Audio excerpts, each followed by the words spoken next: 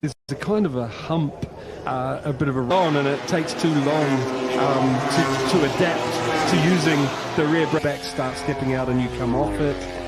That takes a long time. So front end goes out from underneath Nakagami into the Waldman curve, yeah, and this pick up that. And they don't want it to cause another crash. Exactly. You get a good run onto that front straight, and we're going to have another look at the crash. Let's watch that. Listen right now, would you, in MotoGP, because they are just tearing up RC. He said he's as we new together next year. Yeah, definitely. I think this is really well together. So I don't think is riders. And yeah, wasn't there this morning at turn 7 on the rear, and that was Marquez the bike to limit. And see how far away or close. Turn 12, Augusto Fernandez was probably thinking, he's crashed. No, of course he hasn't. It's Marc Marquez, he's picked cool wind, so probably a cold tyre that caused that one. Yeah, that's. If you want to see the last little bit ringed out of your bike, and I need to get back really quickly. Everything up and helps keep the temperature in that tyre while they ride out. MotoGP.com and our MotoGP social channels. I know they're very popular. Marquez backed out. That's right at the bottom of the hill. I wasn't sure if my eyes had deceived me. Then he is from impact, which is meaning the hill. It looked like Fernandez had gone down. Then we could see Marquez had lost control. Hopefully we've got a replay to find that exactly. Almost nothing on the inside to quite big on the outside. Once Miguel Oliveira got through in a lace, his lap times were matching Marc Marquez around the Sachs ring. And how good he is here. You know, like all riders have certain circuits here this weekend based on some of those tweaks they made this year. Well, Matt, you know, really, as he just checks that left wrist, that was a big head shake, big tank slap. He's on a mission, and anything that steps in his way. Slow motion replay of Jorge Martin. It wasn't quite the rear tyre in the air as it was on the previous time, but because it's uphill, it's blind, so steep it's blind. Kept driving out of there. The first split is an A. Matt, something else I get the feel he looks comfier than this morning, so I wouldn't be surprised if Jack can do something.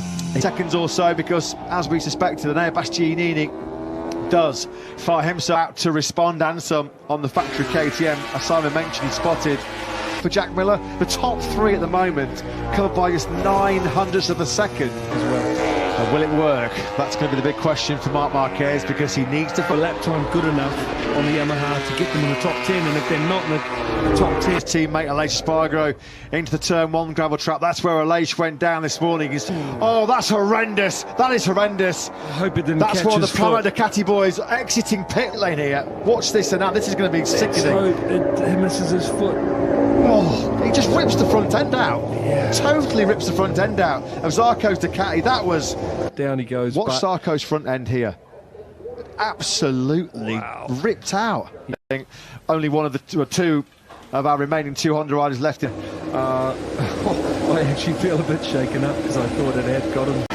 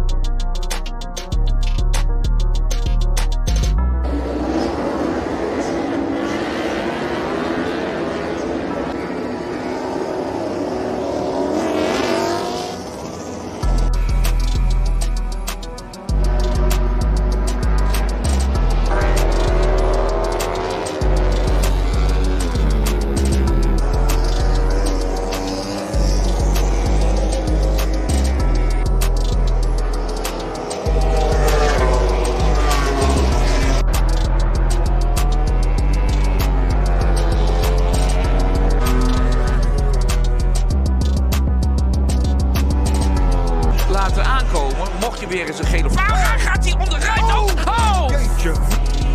Ja, en ja, rode vlag.